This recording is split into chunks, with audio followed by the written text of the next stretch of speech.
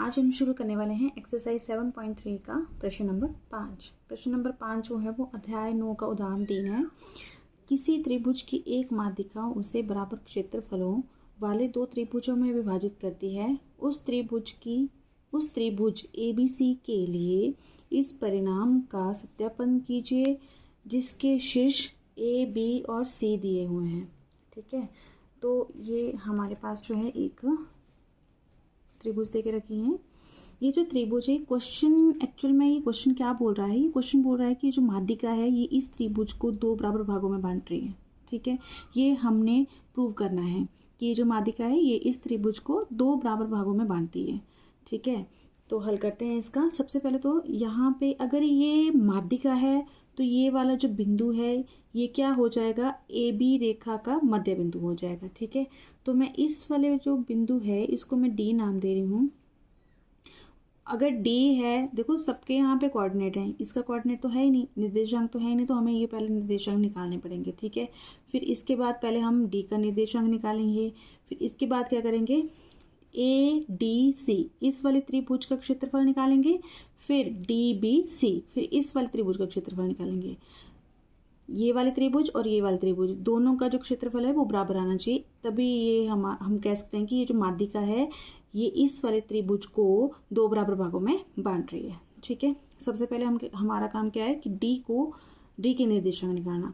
अब मैंने अभी बोला कि ये जो D है, ये जो बिंदु D है ये AB का क्या है, मध्य बिंदु है, तो हम मध्य बिंदु से क्या कर देंगे, D के निर्देशांक निकाल लेंगे। ठीक है, तो पहले लिखते हैं D के निर्देशांक, हल करते हैं। ओके,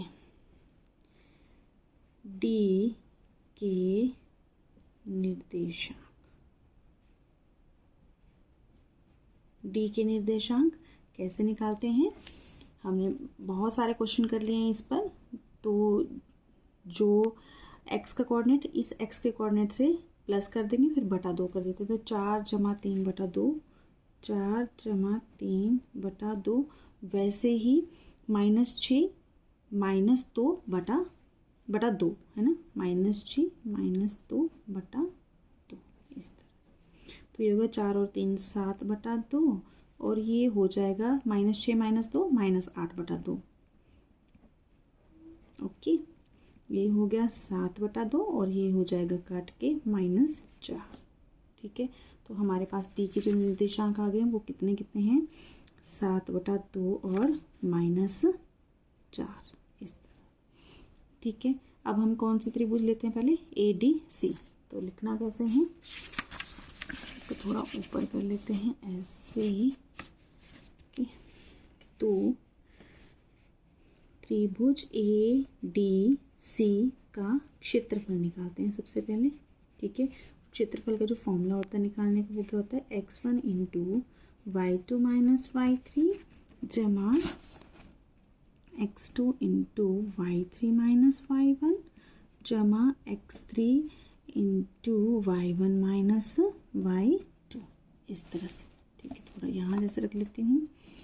ओके, हाँ ठीक है, अब आ जाएगा 1/2 x1, ये है मेरे पास यहाँ पे। अब यहाँ से ले लेंगे हम x1, चलो इसको मान लेते हैं x1, इसको y1, ओके, इसको x2 y2 और इसको मान लेंगे x3 y3। ठीक है, x1 कितना है, अब 4 है, और y2 माइनस y3, तो y2 ये है -4 -2। ठीक है, -4 -2, फिर उसके बाद है क्या है, प्लस x2। तो x2 कहाँ है हमारे पास, ये है 7 बटा 2, x2 है 7 बटा 2, यहाँ जैसे रख लेते हैं इसको, है ना, 7 बटा 2, और फिर y3 minus y1, y3 minus y1। ठीक है, तो y3 है 2, माइनस माइनस प्लस 6। ठीक है, तो ये हो जाएगा 2 + 6। ओके, फिर इसके बाद x3 5 है, ओके, y1 -6, फिर y2 कितना है, -4, तो माइनस माइनस क्या हो जाएंगे, प्लस का 4। ठीक, इस तरह से हम इसको सॉल्व कर लेते हैं।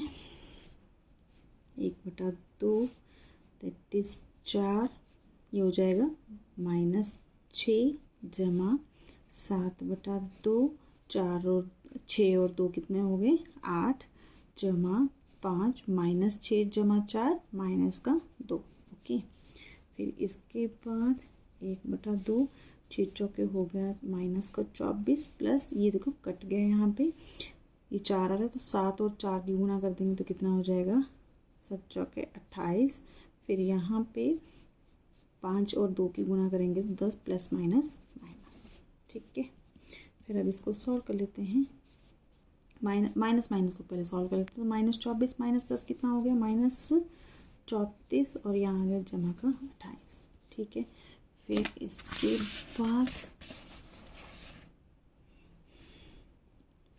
1/2 -34 जमा 28 कितना हो गया -6। फिर इसको काटेंगे तो कितना आ जाएगा -3, तो ये आ गया -3। कौन सा त्रिभुज एडीसी का क्षेत्रफल आ गया हमारे पास -3। अब देखते हैं जो दूसरा कौन सा है हमारे पास, यहाँ जैसे रख लेती हूँ मैं। ठीक है, दूसरा कौन सा है हमारे पास, दूसरा ये वाला DBC। ठीक है, तो इसका क्षेत्रफल निकाल लेते हैं। अब ऐसा करते हैं कि इसको x1 और इसको y1 मान लेते हैं और इसको x2 y2 मान लेते हैं इस वाले त्रिभुज में, और ये x3 y3 है। ठीक है, तो कौन सा है DBC का क्षेत्रफल, तो लिख लेते हैं त्रिभुज DBC का क्षेत्रफल कैसे निकलता है 1/2 x1 into y2 minus y3 जमा x2 into y3 minus y1 okay जमा x3 y1 माइनस y2, इस तरह से ब्रैकेट क्लोज। ओके, 1/2 अब x1 यहाँ आ जाते हैं। ओके, अब x1 कितना है हमारे पास, x1 है 7/2, y2 है -2, y3 है 2 तो -2।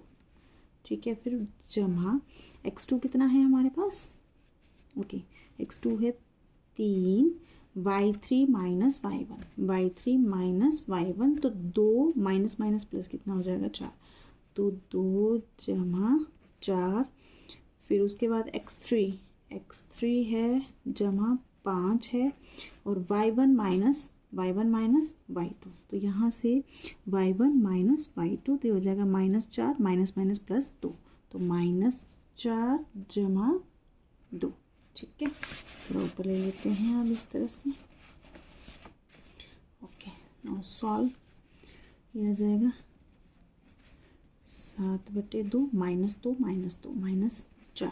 ठीक है, जमा 3, 4 और 2 6, फिर जमा 5 -4 जमा 2 कितना हो गया -2। ठीक है, फिर इसके बाद 1/2 काट देते हैं इनको, आ जाएगा -2, फिर 7 दूनी कितना होगा -14। ठीक है, जमा 6 और 3 की गुना करेंगे तो 18 और 5 और -2 की देखो प्लस माइनस माइनस, फिर 5 और 2 की गुना करेंगे तो कितना हो जाएगा 10। ठीक है, अब माइनस माइनस वाली टर्म्स को सॉल्व कर लेते तो -14 -10 कितना हो गया -24 जमा 18। ओके, फिर इसके बाद 1/2 -24 जमा 18 कितना हो गया -6, है ना, कट जाएंगे, कितना आ रहा है -3 वर्ग मात्रक। क्यों, क्योंकि हम क्षेत्रफल निकाल रहे हैं ना, तो ये वर्ग मात्रक यहाँ भी लिखना पड़ना था हमें, ये वाला भी तो निकाला था हमने, तो यहाँ भी लिख लेना वर्ग मात्रक। ओके, ऐसे। अब अगर देखें तो जो हमारा ADC वाला जो त्रिभुज था ना, ADC वाला त्रिभुज का क्षेत्रफल था वो भी -3 आ रहा है, और त्रिभुज DBC का जो क्षेत्रफल आ रहा है वो भी हमारे पास -3 वर्ग मात्रक आ रहा है। तो इसका मतलब क्या हो गया कि जो हमारे पास जो त्रिभुज है, ये जो माध्यिका है ये इस त्रिभुज की माध्यिका है। ठीक है, यही हमको प्रूव करना था, तो थोड़ा सा और लिख लेते हैं। अगर एग्जाम में पूछा जाता है ये क्वेश्चन तो थोड़ा सा और लिखना पड़ेगा, क्योंकि लिखो, देखो मेरे पास यहाँ पे जगह नहीं है, मैं यहाँ जैसे लिख रही हूँ, आपने नीचे की तरफ लिखना। ठीक है, यहाँ जैसे लिख लेती हूँ मैं, तो लिखना क्या है, क्योंकि त्रिभुज ADC का क्षेत्रफल, ठीक है, बराबर है त्रिभुज, कौन सी है त्रिभुज, DPC का क्षेत्रफल के, तो देयरफॉर क्या लिखना है फिर आपने कि त्रिभुज की माध्यिका, त्रिभुज की माध्यिका इसे, ठीक है, इसे बराबर क्षेत्रफलों वाले दो त्रिभुजों में विभाजित